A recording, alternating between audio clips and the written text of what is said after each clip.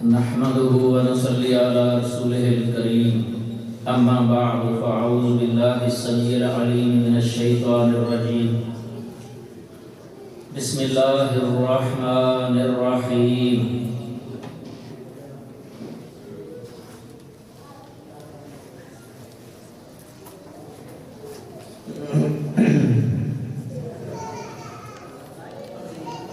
اللہ تعالیٰ کا شکر ہے جس نے ہمیں اس مبارک مقام پر جمع کیا ہے، اور یہ اللہ کی عظیم نعمت ہوتی ہے جو اللہ کسی بندے کو اپنے دین کی نشر و اشاعت کے لیے منتخب فرما لیتا ہے۔ یہ بہت تھوڑے لوگ ہوتے ہیں دنیا کے اندر جو مصلحین کہلاتے ہیں۔ طوبیٰ للغرباء والی حدیث کے اندر نبی صلی اللہ علیہ وسلم نے انہیں بشارت عطا فرمائی ہے، الذین یصلحون اذا افسد الناس، یعنی جو اصلاح کریں گے جب لوگ فساد برپا کریں گے۔ یہ طبقہ اہل علم کا، پڑھنے پڑھانے والا، درس و تدریس کرنے والا،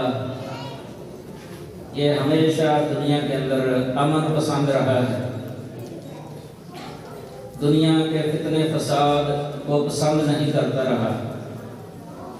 ان کی کوشش یہ ہوتی رہی ہے ہر دور کے اندر کہ لوگوں کی اصلاح ہو جائے، لوگ جہنم سے بچ جائیں، جنت کے اندر داخل ہو جائیں، لوگوں کے عقائد کی اصلاح اور ان کے اعمال کی اصلاح پر گامزن ہوتا ہے یہ طبقہ۔ یہ ہمارا موضوع اس درس کے اندر، یہ درس بخاری جسے عام طور پہ تقریم صحیح بخاری کہا جاتا ہے، یہ صحیح بخاری ایک عظیم کتاب ہے۔ کتاب اللہ کے بعد سب سے زیادہ صحیح کتاب یہ صحیح بخاری ہے، اور اس پر علماء کا اتفاق ہے۔ اصح الکتب بعد کتاب اللہ صحیح البخاری، اور یہ بہت مقام اور مرتبہ جو صحیح بخاری کو دیا گیا ہے، اہل علم نے دیا اور اللہ نے مقرر کیا۔ اس میں سب سے زیادہ دخل امام بخاری رحمہ اللہ کے خلوص کا ہے۔ انہوں نے اس کتاب کے لکھنے پر انتھک محنت کی ہے، دن رات ایک کر کے یہ کتاب لکھی گئی ہے، اور جتنا دنیا کے اندر اس کتاب پر کام ہوا ہے اتنا کسی اور کتاب پر نہیں ہوا۔ سب سے زیادہ 100 سے زیادہ شروحات ہیں صحیح بخاری کی، اور مختلف نوعیتوں کی مختلف کام ہوئے ہیں۔ ہر لحاظ سے اہل علم نے اس کا دفاع کیا ہے، اور ہر دور میں کرتے رہے ہیں، آج بھی کر رہے ہیں، اور ان کے خلاف ایک ایسی جماعت رہی ہے ہر دور کے اندر جو منکرین حدیث، صحیح بخاری اور امام بخاری کے دشمن، اور امام بخاری سے بغض رکھنے والے، عداوت رکھنے والے یہ بھی رہے ہیں، اور وہ بھی کتابیں لکھتے رہے ہیں۔ لیکن دنیا کے اندر جو بھی کتاب لکھی گئی ہے صحیح بخاری کے خلاف، اس کا جواب ضرور لکھا گیا ہے، اہل علم جانتے ہی ہیں۔ صحیح بخاری کے درس کے کئی انداز ہوتے ہیں۔ بعض دروس یہ آخری حدیث یا آخری کتاب التوحید کے بارے میں اسی ضمن میں منکرین حدیث کا رد کرتے ہیں دروس کے اندر۔ وہی امام بخاری کی فقاہت بیان کرتا ہے، کوئی صحیح بخاری کا طرز انداز بیان کرتا ہے، اور کئی کہ امام بخاری اور صحیح بخاری اور بالعموم حدیث نبوی کی حجیت پر گفتگو کرتے ہیں، کچھ عقائد پر گفتگو کرتے ہیں، کیونکہ بہت ہی ناحیے ہیں صحیح بخاری پر درس دینے کے۔ اندازہ لگائیں آپ، صحیح بخاری کوئی ایک کتاب نہیں ہے، یہ 97 کتابیں ہیں۔ صحیح بخاری 97 کتابوں کی جامع کتاب ہے، اور اس میں امام بخاری رحمہ اللہ نے ہر قسم کے فتنے کا سد باب کیا ہے۔ جس شعبے سے بھی تعلق ہے نا فتنوں کا، چاہے عقائد سے تعلق رکھنے والے فتنے ہیں، چاہے عمل سے تعلق رکھنے والے ہیں، چاہے انکار حدیث کا ہے، معتزلہ والا فتنہ ہے، جہمیہ والا ہے، مرجیہ اور کرامیہ والا، قدریہ جبریہ والا، اور یہ اہل رائے کا جو فتنہ ہے، حدیث کے مقابلے میں قیاس پیش کرنا، ان سب کا سد باب صحیح بخاری کے اندر امام بخاری نے کر دیا ہے، اور یہ کتاب ہر دور میں کام آتی ہے مخالفین کا جواب دینے کے لیے۔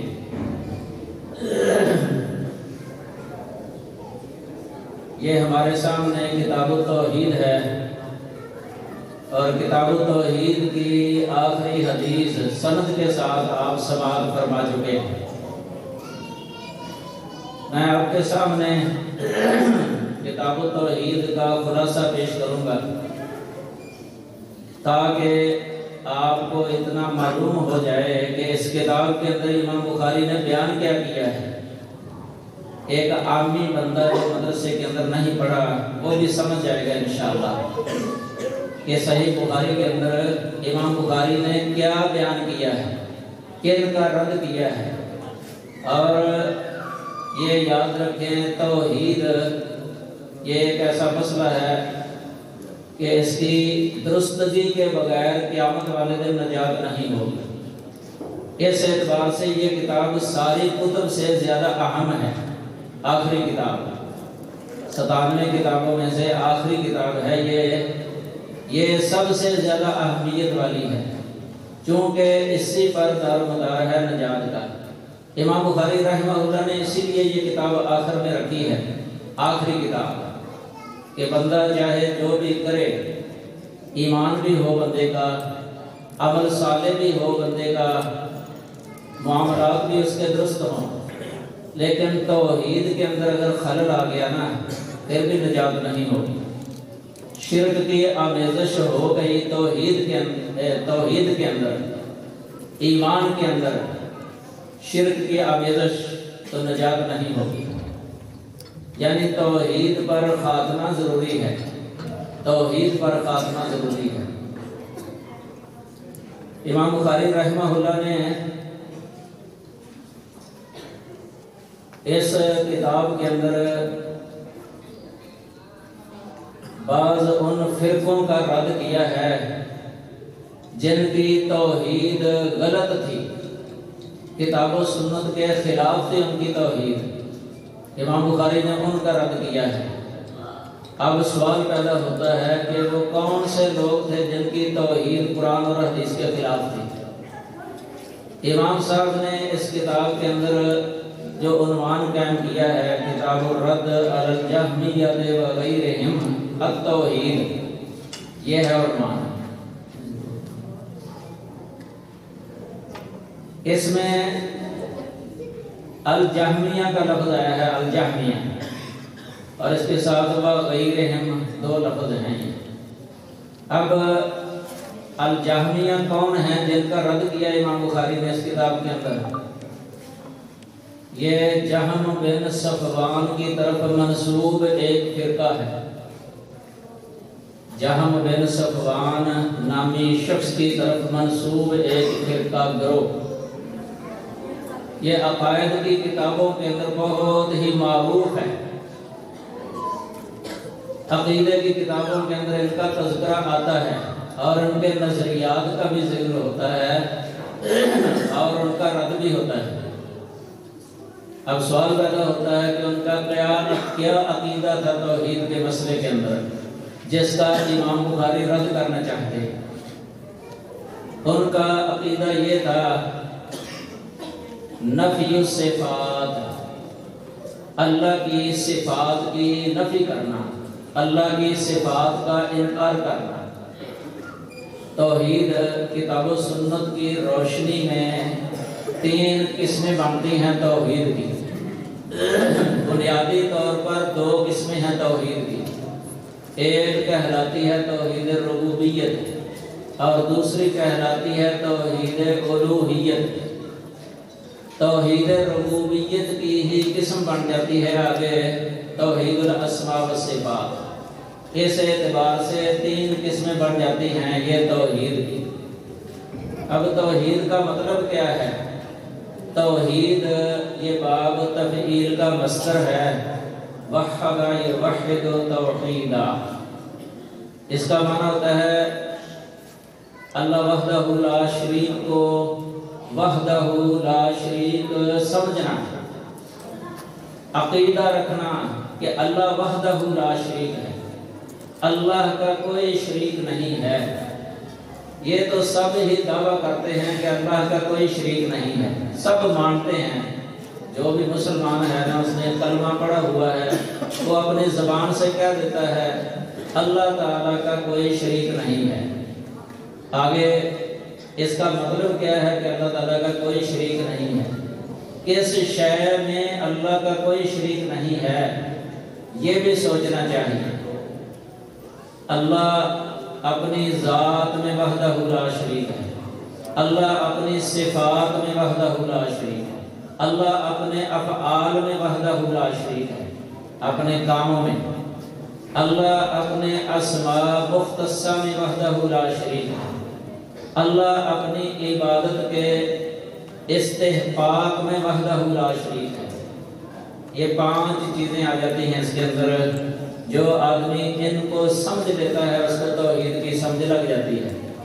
جس طرح توحید کی یہ صورتیں بن جاتی ہیں کہ 5 چیزوں میں اللہ وحدہ لا شریک ہے، اسی طرح شرک کی بھی یہ صورتیں بن جاتی ہیں۔ شرک فی الذات، اللہ کی ذات میں کسی کو شریک ٹھہرانا، یہ بھی توحید کے منافی ہے۔ اللہ کی صفات میں کسی کو شریک کر دینا، یہ توحید کے منافی ہے۔ اللہ کے افعال میں، کاموں میں کسی کو شریک کر دینا، یہ بھی شرک کی قسم ہے۔ اللہ کے اسماء مختصہ کے اندر کسی کو شریک کر دینا، یہ بھی توحید کے منافی ہے۔ اللہ کے استحقاق عبادت کے اندر کسی کو شریک ٹھہرا دینا، یہ بھی شرک کی قسم بن جاتی ہے۔ تو یہ 5 شرک کی قسموں میں سے اگر کوئی ایک بھی قسم آ گئی تو توحید کے اندر خلل آ جاتا ہے۔ مشرکین مکہ نبی کریم صلی اللہ علیہ وسلم کے دور میں توحید ربوبیت کے اندر کسی کو شریک نہیں کرتے تھے، توحید ربوبیت کے اندر کسی کو شریک نہیں کرتے تھے۔ اللہ تعالیٰ کو رب سمجھتے تھے، آسمان کا، زمین کا، ساری کائنات کا رب۔ توحید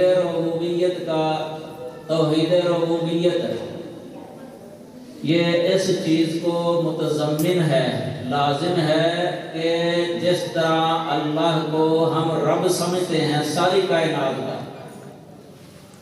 یہ لازم ہے اس کو کہ ہم اسی کو ہی خالق سمجھیں۔ رب سمجھنے سے خالق ہونا لازم ہے۔